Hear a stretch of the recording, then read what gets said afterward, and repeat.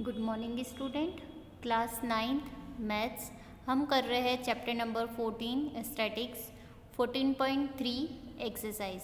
आज हम सॉल्व करेंगे question number first. Question number first आपके पास गिवन है। क्वेश्चन नंबर फर्स्ट आपके पास गिवन है। अ सर्वे conducted by an organization for the cause of illness and death among the women between the ages 15 to 44, मतलब 15 साल से 44 ईयर्स तक के world wide found the following figures in percentage. मतलब आपके पास एक सर्वे किया गया था ऑर्गेनाइजेशन के द्वारा, उसमें बीमार लोगों की और डेथ लोगों का पर्टिकुलर एक रीज़न दिया है औरतों के लिए, जो कि 15 साल से 44 मतलब 44 साल तक की औरतें हैं, कि कौन सी लेडीज़ को क्या क्या इशू है वो भी परसेंटेज में दे के रखा है। तो ये ऑलरेडी टेबल क्वेश्चन में गिवन है। तो टेबल है सीरियल नंबर, कॉजेस मतलब क्या क्या उनको प्रॉब्लम थी, और फीमेल फर्टिलिटी रेट वो भी काय में है परसेंटेज में। फर्स्ट है रिप्रोडक्टिव हेल्थ कंडीशन, इसका परसेंटेज है 31.8। सेकेंड है न्यूरोफिजिट्रिक कंडीशन 25.4। थर्ड है injuries 12.4। Cardiovascular condition 4.3। Respiratory condition 4.1। Other causes 22.0। ये अलग अलग टाइप्स दे के रखे और उन सबका क्या दिया है, परसेंटेज दे के रखा है। तो यहाँ से हमारे पास इस क्वेश्चन के लिए 3 अलग से क्वेश्चंस दिए कि इस टेबल को देखते हुए आपको 3 क्वेश्चंस के आंसर देना है। तो फर्स्ट क्वेश्चन हमारे पास इसी का है, represent the information given above. ये जो गिवन है हमारे पास उसके अकॉर्डिंग हमें क्या बनाना है, एक ग्राफ के फॉर्म में रिप्रेजेंट करना है। तो आपको पता है कि ग्राफ एक्स एक्सिस और वाई एक्सिस पर डिपेंड करता है। अब यहाँ पे सबसे छोटा डाटा आपके पास कितना है 4.1 और सबसे मेजर डाटा 31.5। आप चाहो तो यहाँ पर जो कि वाई एक्सिस है वहाँ पे हम कहाँ से स्टार्ट करेंगे, 0 से लेके 35 तक, और हर एक सेंटीमीटर पे हम क्या करेंगे 0 से 5, फिर 10, फिर 15, 20, 25, 30 और 35 हम क्या करेंगे, या तो आप 10 का डिफरेंस ले लो या 5 का। क्लियर।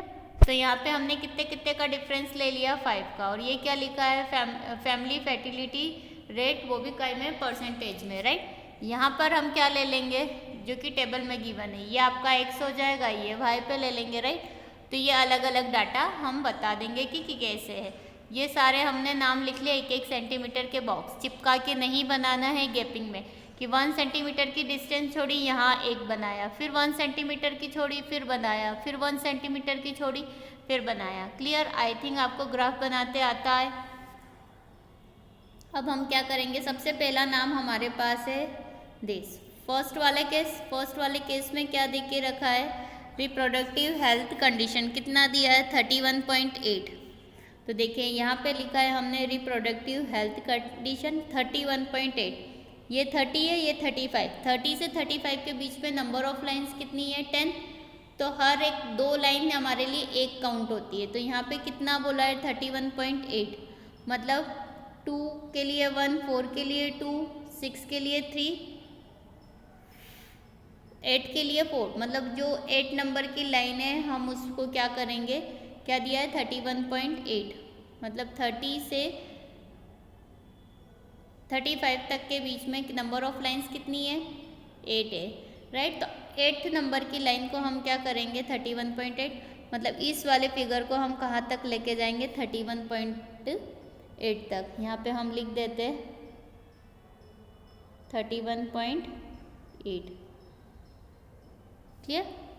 यहाँ पे, और इसको आप चाहो तो डार्क कर सकते हो, इसको बॉक्सेस में ऐसे शेडेड दे सकते हो बनाने के बाद, इस तरीके का। ये क्या हो जाएगा फर्स्ट वाला। सेकंड क्या दे के रखा है, न्यूरोफिजिस्ट्रिक 25.4।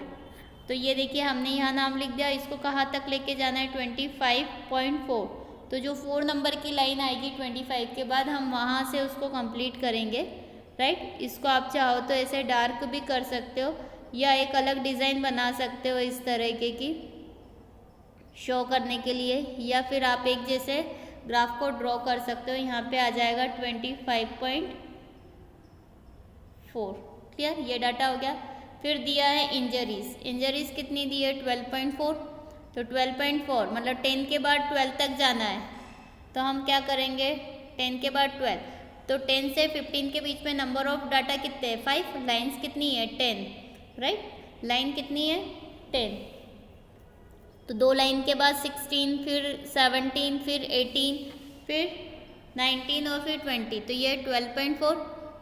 तो 12 के बाद हम क्या करेंगे 4th नंबर की लाइन में जाएंगे और उसको यहाँ पे शेड कर देंगे। तो ये हमारे लिए ग्राफिकल रिप्रेजेंटेटिव हो गया। फिर दिया है कार्डियोवैस्कुलर, कितना दिया है 4.3। तो देखो 4.3 मतलब 5 से नीचे ही है, तो यहाँ आ जाएगा 4.3 तक। ये शेडेड बना दिया हमने, ग्राफिकल रिप्रेजेंटेटिव है। फिर हमारे पास है रेस्पिरेटरी 4.1 दिया है, मतलब अगेन 4.3 से भी छोटा, मतलब ये वाले पास वाले से और नीचे। तो ये हो गया हमारे पास 4.1 तक का data, right. And then last other causes कितना है 22। तो इसको हम कहाँ तक बढ़ाएंगे 2 के बाद 22 तक, राइट। तो ये क्या है 22 तक अदर कॉसेस, मतलब इधर कॉसेस चल रहे हैं और इधर क्या चल रहा है फैमिली रेट चल रहा है हमारा। तो ये एक्स एक्सिस है और ये वाई एक्सिस पे। तो यहाँ पे इसको शेडेड कर दो, एक जैसे ग्राफ बनाना है, क्लियर।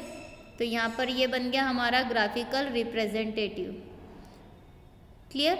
अब हमारे पास नेक्स्ट क्वेश्चन दिया है उन्होंने, which condition is the major causes of women's ill health and death world wide.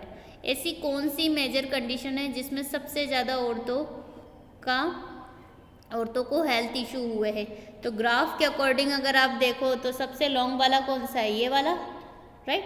तो ये कौन सा ग्राफ है, रिप्रोडक्टिव हेल्थ कंडीशन। इसमें सबसे ज़्यादा पर्सन बीमार रहे और डेथ भी इसी रीज़न से सबसे ज़्यादा हुई। तो हाईएस्ट फिगर किसका है, reproductive health condition, major condition है। तो हम आंसर कैसे लिखेंगे, we can observe from the graph. हमने कहाँ से ऑब्जर्व करा है, ग्राफ से, दैट रिप्रोडक्टिव हेल्थ कंडीशन दिया है, रिप्रोडक्टिव हेल्थ कंडीशन, ये नाम हो गया सबसे, is the major cause of women's ill health and death worldwide. मतलब सबसे ज़्यादा बीमार भी रहे हेल्थ इशू के कारण और इसके कारण डेथ भी सबसे ज़्यादा हुई है। तो सबसे मेजर प्रॉब्लम क्या है, रिप्रोडक्टिव हेल्थ कंडीशन। इसके बाद क्वेश्चन नंबर 3 है हमारे पास, try to find out with the help of your teacher, with the help of your teacher मतलब आपको आपकी टीचर से हेल्प लेनी है, any 2 factor which play a major role in the causes. ऐसे 2 फैक्टर बताना है जिसका सबसे ज़्यादा योगदान हो in second above being the major cause. मतलब सेकेंड केस, मतलब इसका जो सेकेंड वाला आंसर है उसके लिए हमें कोई 2 फैक्टर बताना है। तो हम आंसर लिख सकते हैं 2 factors responsible for causes in, 2 factor responsible है सेकेंड के लिए, lack of proper care and understanding, मतलब पर्टिकुलर प्रॉपर केयर होनी चाहिए, अंडरस्टैंडिंग अच्छी होनी चाहिए। सेकेंड रीज़न आ जाएगा लैक ऑफ मेडिकल फैसिलिटी। मतलब ये जो 2 रीज़न है सेकेंड के लिए है। आप चाहो तो आपके अकॉर्डिंग कोई थर्ड आंसर भी यहाँ पर दे सकते हो। Thank you.